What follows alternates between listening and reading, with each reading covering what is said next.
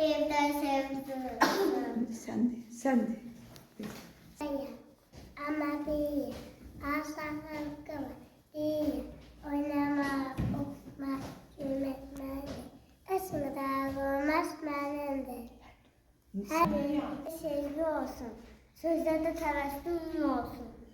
Uşaqlar xoşbəxt yaşasın. Dərcan bizdən olsun. Deyirlər. Ay uşağın haqqı var. Deyirlər.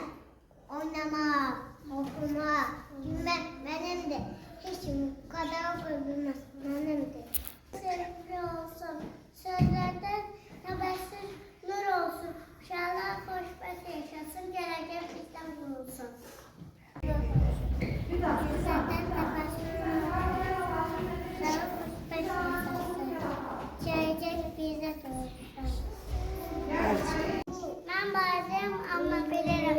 Mən uşağın haqqı var deyirəm. Oynamaq, oxumaq, gülmək mənimdir. Heç kim qadağan görünməsi mənimdir. Hər bir evdə sevgi olsun. Sözlərdə təbəssümlər olsun. Uşaqlar xoşbəxt yaşasın. Gələcək bizdən qurulsun.